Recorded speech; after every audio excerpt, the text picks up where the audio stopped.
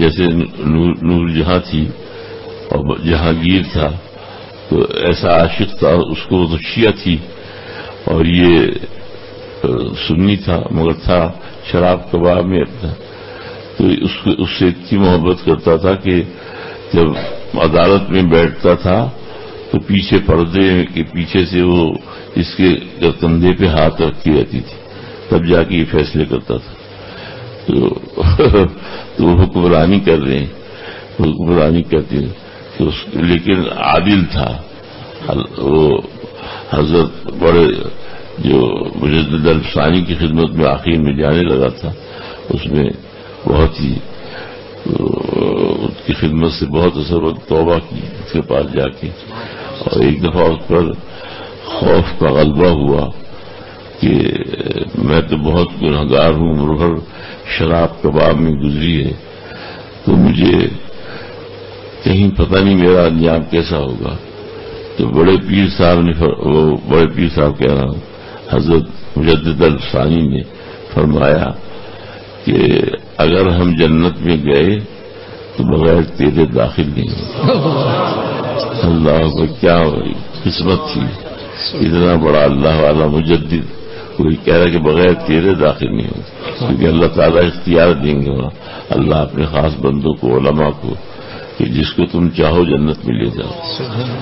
تو اس کے بعد مگر عادل ایسا تھا کہ علامہ شبلی نعمانی نے اس کا واقعہ لکھا ہے کہ اس نے نور جہاں نے ایک دھوبی آ گیا اس کے احاطے میں، تو اس نے اپنا اس کو تیر مار کے کہ میں اس میں کیسے آ گیا، وہ اس کے تیر مارا وہ مر گیا. تو بادشاہ تک خبر پہنچی. بادشاہ نے پوچھا کہ کس نے یہ کام کیا، تو اس نے نور جہاں سے پوچھوایا. اس نے کہا کہ میں نے کیا ہے، میں وہاں کھڑی تھی، میری حسن کو غیرت آئی کہ نامحر مجھے دیکھ رہا ہے. اس کو تو جہانگیر غصہ ہوا اور اس نے کہا کہ جاؤ، جیسے عام قیدیوں کو زنجیروں میں جکڑ کے لاتے ہیں، اس کو زنجیروں میں جکڑ کے جیل میں ڈال دو. جس سے اتنی محبت تھی کہ اس کے بغیر رہ نہیں سکتا تھا. یہ تھے پہلے بادشاہ. اسی لیے حضرت کی محمد ثانوی نے فرمایا کہ مغلیہ بادشاہوں کو شاہانے کو برا مت کہو، یہ انگریزوں کی اور کافروں کی چال ہے.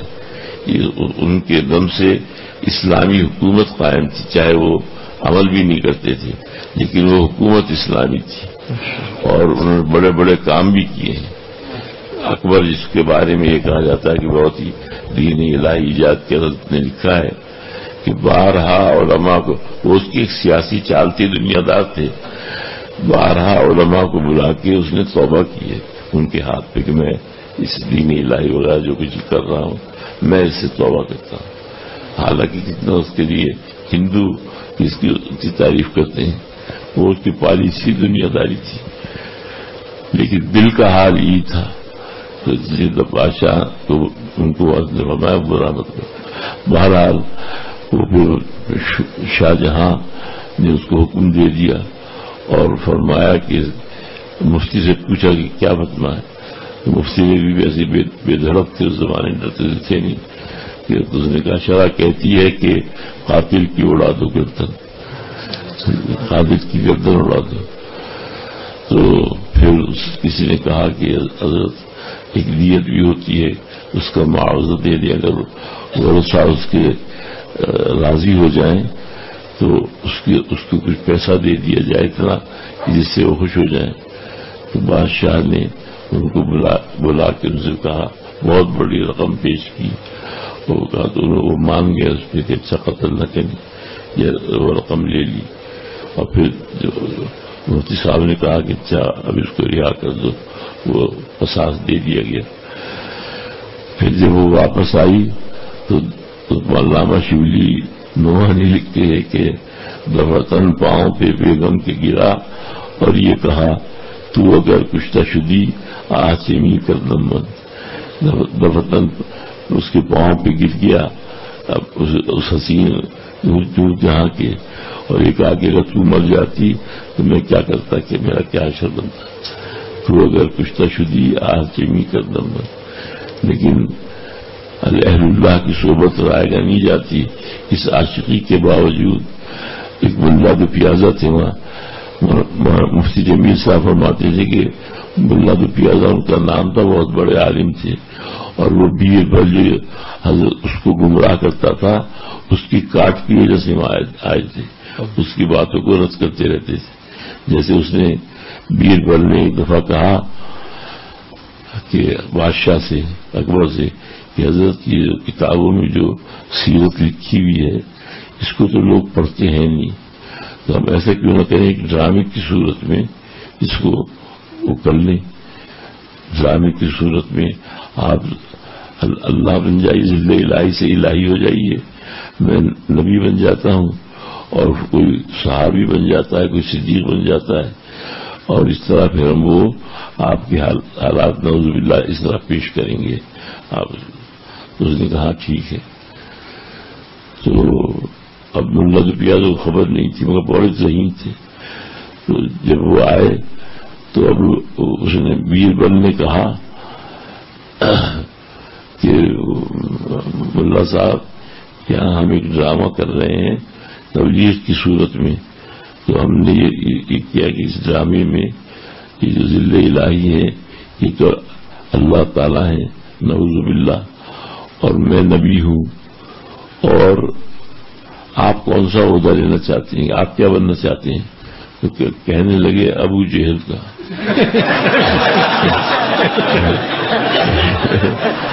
کہنے لگے ابو جہل کا. بادشاہ کی طرف اشارہ کیا کہ یہ خدا بھی جھوٹا اور نبی اس کی طرف بھی, یہ نبی بھی جھوٹا, یہ خدا بھی جھوٹا اور یہ نبی بھی جھوٹا. حضرت مفتی صاحب نے فرمایا کہ ایمان بچا لیا, یہ خدا بھی جھوٹا, یہ جو بنا بیٹھا ہے, اور یہ جو تو کافر نبی بنا بیٹھا تو بھی جھوٹا.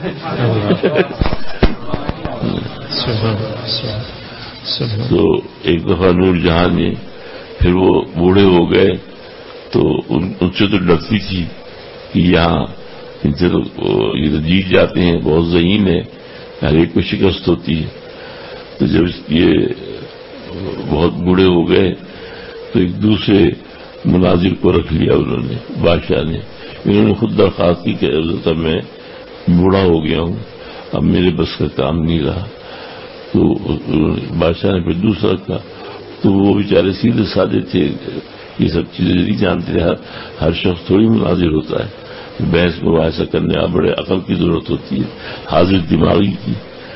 انہیں پتہ لگ گیا ملا دو پیازا کو کہ وہ ہاں. تو اس نے پھر بادشاہ سے کہا جب انہیں نیا رکھا کہ بھئی میں بھی شیعہ ہوں, آپ سنی ہیں, تو محبوب اور محب, عاشق اور معشوق کا تو مذہب ایک ہونا چاہیے, تو آپ بھی میرے مذہب پر آ جائیے.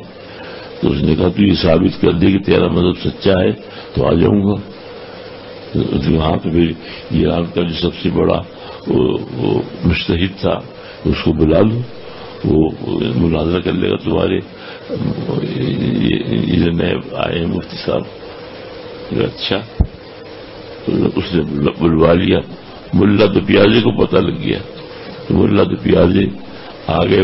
ان کے بعد وہ جو مناظر نئے تھے وہ کہا حضرت یہ آپ کے بس کا کام نہیں ہے, یہ آپ مجھے دے دیجیے, میں کروں گا مناظرہ. اچھا تو ٹھیک ہے. اس نے اب جو دیکھا تو بجائے اس کے ملا تو پیازا بیٹھے ہوئے, وہ تو ویسے ہی سہم گئی. اور یہ سامنے سب سے بڑا مجتہد جو ایران کا تھا وہ بیٹھا ہوا تھا. تو بیٹھنے سے پہلے یہ جلادوں کے پاس آئے, سلوار یہ کھڑے رہتے ہیں نا بادشاہ کی. اس نے کہا یہاں اسٹیج لگاؤ, اور جیسے ہی کہ بادشاہ بزن یعنی مار دو, فوراً گردن مار دینا چاہیے. تو اس میں آ کے کھڑے ہو گئے. تو اور وہ یہ دونوں بیٹھ گئے آمنے سامنے, وہ تلواریں لیے کھڑے تھے. تو انہوں نے کہا کہ حضور صلی اللہ, اب اس نے کہا کون ابتدا کرے, تو وہ کہنے لگا مجتہد کہ آپ ہی شروع کر دیجیے. اللہ نے کہا بہت اچھا, آپ یہ بتائیے کہ حضور صلی اللہ علیہ وسلم کے بارے میں آپ کا کیا عقیدہ ہے. تو اب تو حضور کی بات تھی. تو اس نے کہا وہی جو ہمارے اہل سنت کا ہے کہ آپ آخری نبی ہیں, یہ تقیہ کرتے ہیں اور افضل یعنی تمام نبیوں کے سردار ہیں اور آپ جیسا کوئی دوسرا نہ پیدا ہوا نہ پیدا ہوگا. خوب تعریف بادشاہ سنتا بہت اچھا گیا. پھر حضرت ابوبکر صدیق کے بارے میں پوچھا تو اس نے کہا وہ کیا تھا وہ اونچے خر دودھ. وہ بادشاہوں کی کاش ہوتی اس نے تو کہا کہ نبی کی تعریف کر رہا ہے, خاموش بیٹھا رہا. پھر اس کے بعد حضرت عمر کے بارے میں صحابہ کے بارے میں سب کے بارے میں وہ یہ کہتا رہا کہ کیا کہتے تھے کچھ خربوط کیسا کیا کہتا تھا. پھر اولیاء اللہ پہ آ گیا تو یہ اولیاء اللہ بھی یہ معین الدین چشتی رحمت اللہ علیہ کی دعا سے پیدا ہوا تھا. ان کا معتقد تھا, ان کے پاس ان کی دعا سے معلوم تھا کہ ان کی دعا سے پیدا ہوا ہوں گے. ان کے پاس کبھی کبھی جایا بھی کرتا تھا, معتقد تھا ان کا. تو پھر اس نے پوچھا کہ مجھے سب کو پوچھتا ہوا آیا. پھر آگے ملا پیازا نے پوچھا اچھا حضرت معین الدین چشتی کے بارے میں آپ کا کیا خیال ہے؟ تو کہنے لگے اونچے خربود. بادشاہ نے سن لیا کہ کیا کہا پھر چکو. تو اس نے پھر دوبارہ پوچھا, اس نے کہا کہ اونچے خربود جب اسے کہا تو بادشاہ کو اس کو غصہ آ گیا. اس نے کہا بزن مار دو, اسی وقت کے اندر اڑا دیا. اور اس کے بعد ختم ہو گیا, اس کا کام تمام ہو گیا. تو اللہ چلے گئے اپنے کام کرا کے. اب جو یہ گھر گیا در اپنے محل سرا میں تو وہ بات ہی نہ کرے. تو اس نے کہا آپ نے میرے اتنے بڑے مجتہد کو مروا دیا. تو اس نے کہا کہ دیکھو یہ ایمان تھا ان کا کہ جانا بتو جان آدم نہ کہ ایمان آدم. اے محبوب میں تجھے اپنی جان دیتا ہوں, ایمان نہیں دیتا. حضرت والا جو آخری سفر ہوا تھا لاہور کا صحت کی حالت میں, جس میں عجیب حضرت پر کیفیت تھی, آپ تھے اس میں. اس عجیب جہانگیر کے مقبرے پہ جب جا رہے تھے تو اس والا فرما رہے تھے کہ مجھے کسی نے نہیں پہچانا.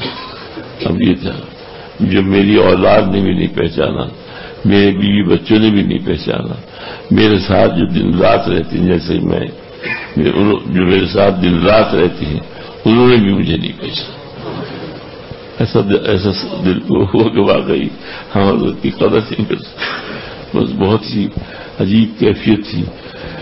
پھر حضرت والا وہاں جا کے اس کو مقبرے پہ گئے. اس کے بالکل سامنے اس کے ایک طرف اس کا مقبرہ اور دوسری طرف نور جہاں کا ہے. ایسی لعنت برس رہی تھی کہ ظلمت ہی ظلمت معلوم ہو رہی تھی. وہ تو شیعت کی حالت میں مری تھی. تو اجڑا ہوا بالکل لگا. اور اس کے جب تشریف لے گئے اور فاتحہ پڑھ کے اور وہ ایصال ثواب کیا تو بعد میں فرمانے لگے کہ عجیب بات ہے کہ مقبرہ بادشاہ کا ہے لیکن یہاں مجھے انوار نظر آ رہے ہیں.